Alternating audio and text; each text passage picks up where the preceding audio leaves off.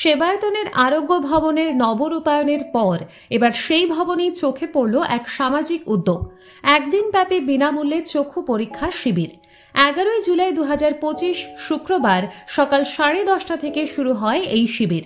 আয়োজনে সেবায়তন শিক্ষণ মহাবিদ্যালয়ের আন্তঃবিভাগীয় গুণমান নিশ্চিতকরণ বিভাগ ও জাতীয় সেবা প্রকল্প বিভাগ, সহযোগিতায় মেদিনীপুর রোটারি ক্লাব। আরোগ্য ভবন সেবায়তন শিক্ষণ মহাবিদ্যালয়েরই একটি অঙ্গ। দীর্ঘ যাত্রার পর এটা বন্ধ হয়ে গেছিল, আমরা এটাকে ওপেন করেছি। এখানে এখন আজকে বিনা ব্যয়ে চক্ষু শিবির চলছে রোটারি ক্লাবের সাহায্যে, মেদিনীপুর রোটারি ক্লাবের সাহায্যে।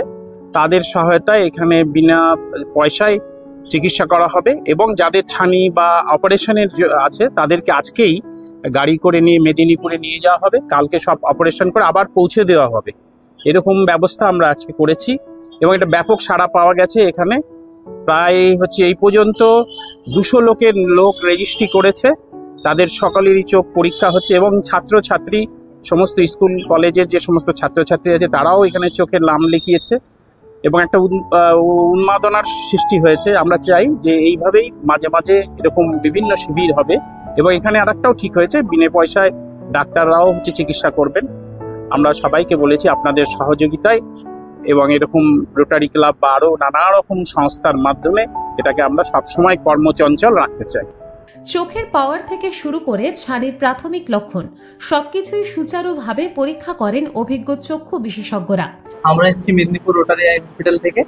এখানে সেবায়তন শিক্ষণ মহাবিদ্যালয়ের উদ্যোগে চক্ষু পরীক্ষা শিবির করা হয়েছে। এখানে মানুষকে সচেতন করার জন্য আমরা চেক আপ করছি।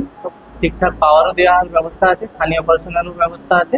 কারো চোখে ছানির লক্ষণ ধরা পড়লে দ্রুত মেদিনীপুরে অস্ত্রোপচারের জন্য বিশেষ ব্যবস্থা করা হয়।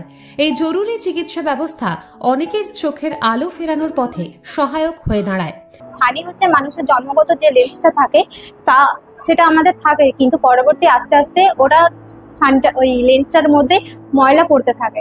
তো ওটা আমাদের ওটা বের করে আবার নতুন লেন্স দেওয়া হয়। তো সেটা অপারেশন হয়, ছানি অপারেশন। তো সেইটা মানুষকে জানানো হয় যে কিভাবে কি হয়, কিভাবে থাকতে হয়, কিভাবে অপারেশনের পরে আপনারা থাকবেন, সেই সব নিয়ে আমরা এখানে এসেছি। শুধু মহাবিদ্যালয়ের ছাত্রছাত্রী নয়, স্থানীয় এলাকার নানান বয়সের মানুষজন ভিড় করেন এই শিবিরে। বৃদ্ধ বৃদ্ধারা বাড়ির কাছেই এমন এক উদ্যোগ পেয়ে স্বস্তির নিঃশ্বাস ফেলেন। অনেকেই জানান চোখের চিকিৎসা করাতে শহরে যেতে হয়, নিজের পাড়ায় এমন সুযোগ পেয়ে রীতিমতো খুশি সকলেই। কিন্তু আমার চোখ অপারেশন হচ্ছে, স্কুল থেকে আমাকে দিয়েছিল, মেদিনীপুরে অপারেশন হয়েছি, আবার ওনাকে ছেড়ে দিয়ে গেল, তারপরে এখন আমি চোখটাটুকু সমস্যা বলছি, কেমন চোখটাটুকু জল পড়ে আমার বেশ দেখা যায়। সামনে পেলাম তো চলে এলাম।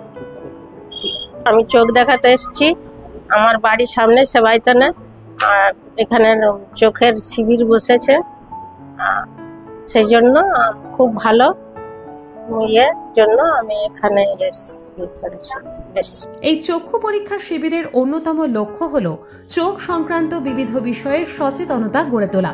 চোখের যত্নে নিয়মিত পরীক্ষা, খাদ্যাভ্যাস, ছানি ও চশমা নিয়ে নানা বিষয়ে পরামর্শ দেওয়া হয়।